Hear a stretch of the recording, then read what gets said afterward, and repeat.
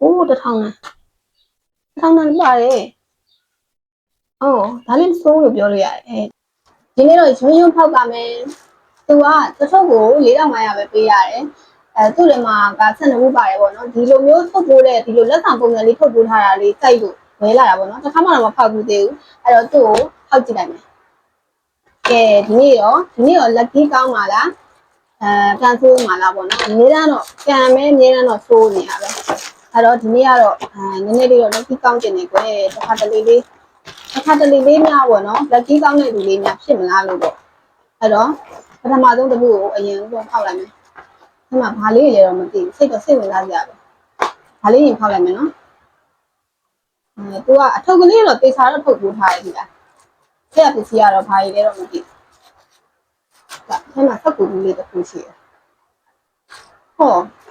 ဘောပင်အိတ်ကလေးတဲ့စစ်စရာလေးတော့ဘောပင်အိတ်ကလေးဘောပင်တွေပါထည့်လို့ရတယ်ပေါ့နော်အသုံးဝင်ပါတယ်ဘာပြဟုတ်တယ်မလားဘောပင်အိတ်ကလေးစိုးပေါ့နော်နောက်တစ်ခုဖောက်ကြည့်မယ်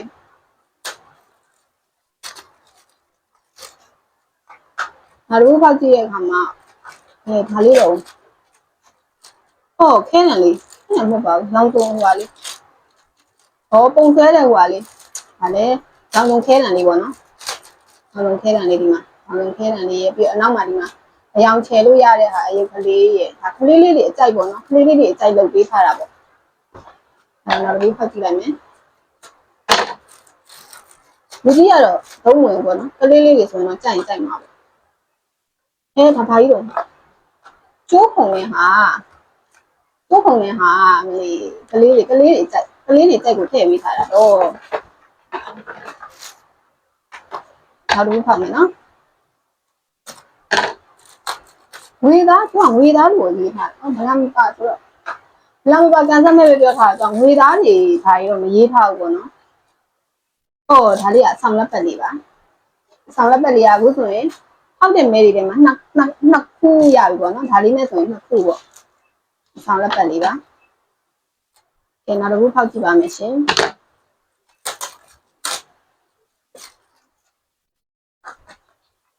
ဟာတော့ဒါဒါလေးကလည်းဆွဲကြိုးလေးလားအဆောင်ဆွဲကြိုးလေးပုံစံမျိုးပဲအဆောင်ဆွဲကြိုးလေးပါစမိုင်းပုံစံလေးနဲ့ဒါလေးလည်းမဆိုးပါဘူးပေါ့နော်အခုချိန်ဒီတော့တမိုးချီကတော့ဘာမှမပါသေးဘူးကလေးလေးတွေအကြိုက်ထည့်ပေးထားတာပေါ့4500ပေးရတယ်ဆိုတော့ဒီနေ့တော့သူပါတဲ့ပစ္စည်းနဲ့ရှင်တော့ဒါဘာကြီးတော့ကိုကြီးကဟိုပါလေကိုလည်းဒါတွေမကြိုက်တော့မကြိုက်ဒီမင်းသားလားဆိုတော့သူစတိကာလေးတွေကလေးလေးတွေဆိုရင်တော့ကျောင်းမှာစာအုပ်လေးတွေမှာကတ်လို့ရတယ်ပေါ့နော်လေးလေးဆိုတော့သုံးဝင်ပါတယ်အခုဆိုရင်တော့တပူးနှစ်ပူးသုံးပူးလေးပူး၅ပူး6ပူးပဲကျန်ပါတော့တယ်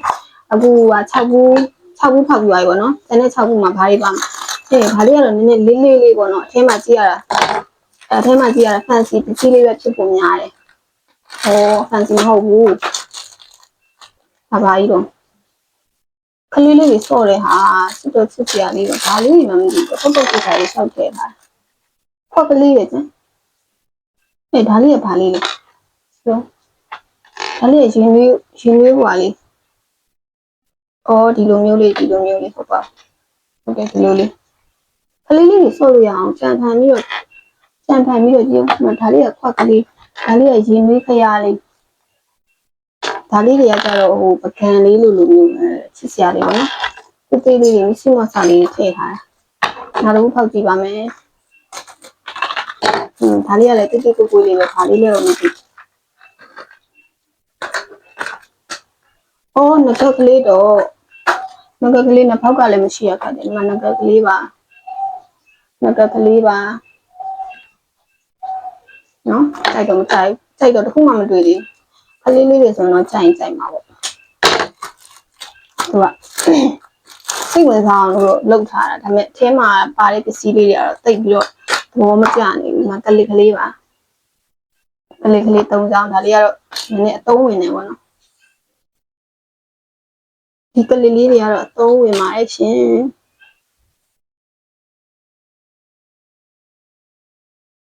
ချက်ချင်းပဲပန်လိုက်ပြီပေါ့နော်ကလေးရတယ်ဆိုတော့ ကလေးရဆိုချက်ချင်းပဲပန်လိုက်ပါပြီကဲသုံးခုပဲကြံတော့တယ်ဘာတွေတောင်းမှန်းလဲတော့မသိဘူးကလေးတွေတော်သုံးဝင်တယ်ကို့အတွက်တော့သုံးမဝင်ခုချိန်ဒီမိသားလည်းမပါသေးဘူးဒီဟာလည်းနောက်တစ်ခါကြာရင်တော့ဖောက်မဲ့တယ်မှမပါဘူးဒါပြဘာလေးတော့ကဲကြည့်ဘာလေးလဲတော့မသိဘူးကြည့် how to use ဘာလေးလဲဟာကြည့်လိုက်နော်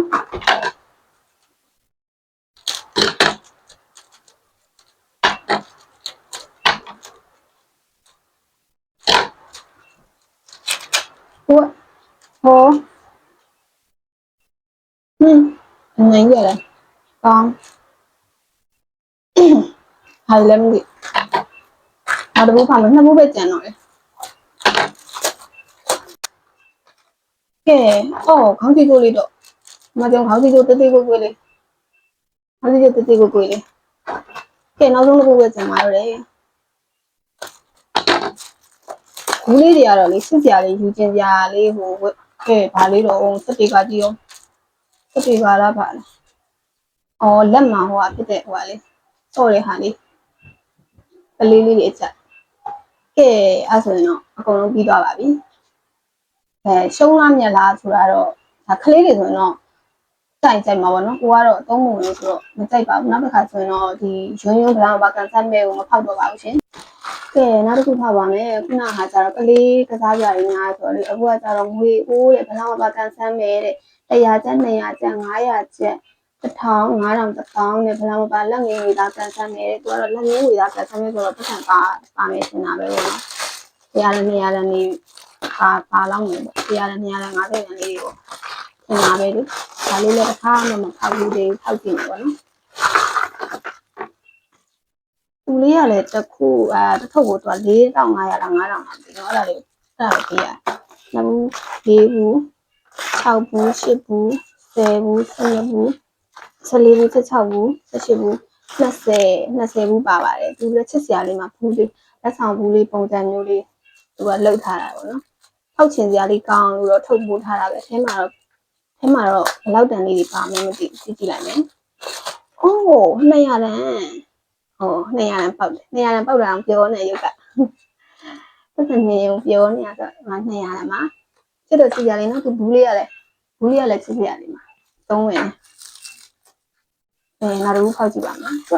သူဘူးလေးကလေဘလူးလေးလည်းမသိဘူးနော်ထုတ်ပိုးထားလေးချစ်စရာလေးဟုတ်ဒါလေးကဘာလေးနဇွဲလေးနဇွဲလေးပါလာတယ်တော့နကဟိုနှစ်ပေါင်းရှိရလဲခါတယ်ဒီမှာနဇွဲလေးပေါက်ခုနလည်းငကလေးတရံအခုလည်းနဇွဲလေးပေါက်ပြန်ပြီ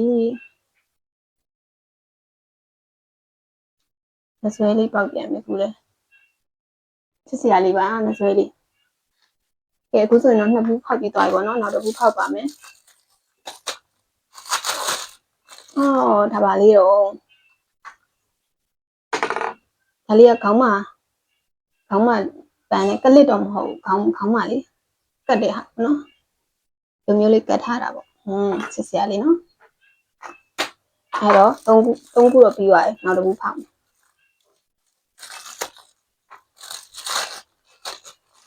အော်လက်ပတ်လေးဒီလက်ပတ်လေးတွေကအရင်တော့ကလည်းပောက်ဘူးတယ်ဟိုအနီအောင်လည်းရှိတယ်စိမ့်အောင်လည်းရှိတယ်အခုကကြတော့အဝါရောင်လေးခလေးလက်ပတ်လေးပေါ့နော်ခလေးလက်ပတ်လေးပတ်စံတော့200ပဲရသေးတယ်နောက်တစ်ခုဖောက်မယ်ဟိုနဇွဲလေးများနေတယ်မပေါက်မရှိပါဘူးဆိုမှနဇွဲလေးလာပေါက်မကြည့်ချစ်လို့ချစ်စရာလေးသူကပုံစံလေးကပါလေးတယ်ချီကွက်လေးလားမသိပုံစံလေးကမကြည့်ချစ်စရာလေးနော်နဇွဲလေးကနှစ်ခုရှိပြီနောက်တစ်ခုရှိပြီမယ်မလေးသူကလည်းတိတ်ဆောက်ထုတ်ပိုးထားတာတော့ဟောအဆောင်လက်ပတ်ကွင်းလေးပါအဆောင်လက်ပတ်ကွင်းလေးတွေအခုဆိုရင်ခုနတစ်ခုအခုတစ်ခုအရင်တော့ဖောက်တာတစ်ခုဆို3ခုရှိသွားပြီပေါ့နော်အဆောင်ဒီလက်ပတ်ကွင်းလေးတော့ကြိုက်ပါတယ်အဆောင်လက်ပတ်ကွင်းလေးပေါ့နော်ကိုဆိုရင်တော့ပြင်မာတော့မဝယ်ပြည့်ဘူးဒီလိုမျိုးလေးမဲပေါက်တာဆိုရင်တော့နောက်ပိုင်းဆိုရင်တော့ပတ်မှာပေါ့နော် ကဲနောက်တစ်ခုဖောက်ပါပြီဟောအဆောင်လက်ဘက်ကွင်းလေးပဲပေါက်မကြည့်အောင်နောက်တစ်ကွင်းဒါဆို၄ကွင်းရှိပြီ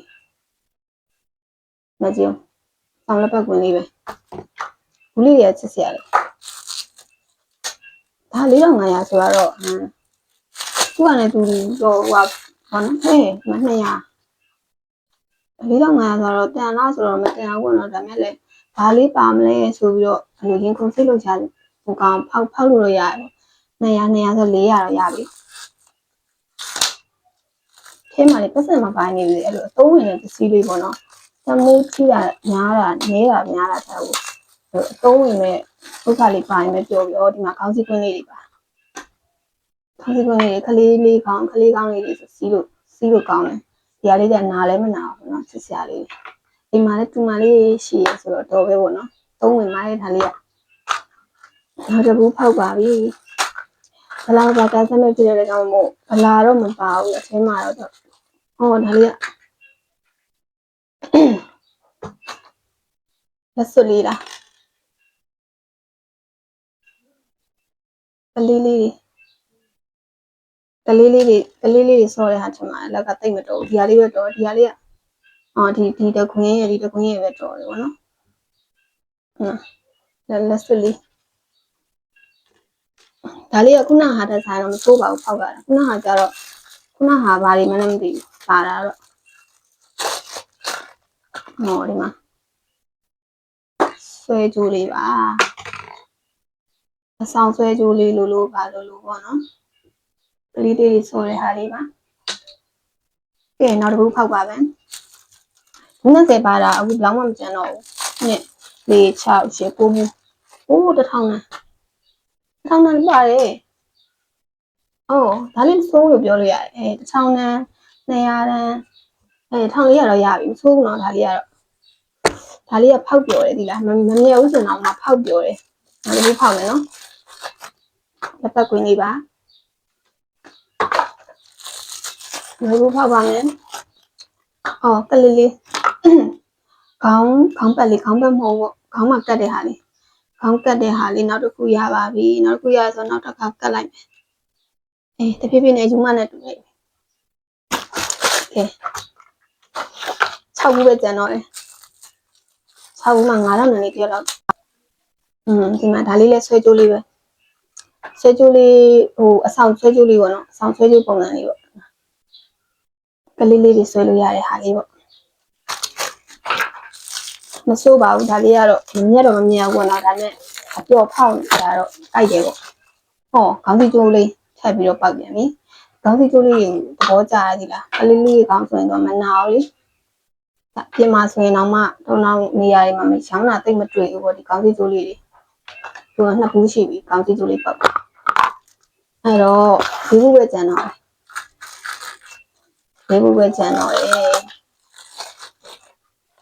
ငကတ်နဇွဲလေးထပ်ပေါက်ပြန်ပြီမပေါက်မရှိပါဘူးနဇွဲလေးပဲပေါက်နဇွဲတော့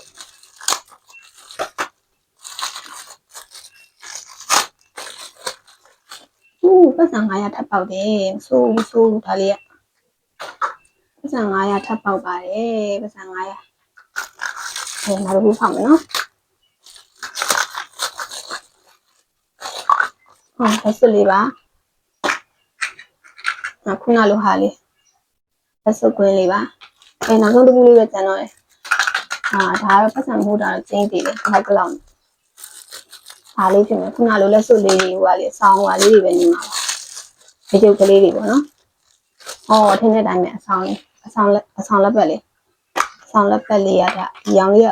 လိမ်မော်ရောင်လေးပဲနည်းနည်းသွားတယ်အဲဆိုအဆောင်ဆွဲ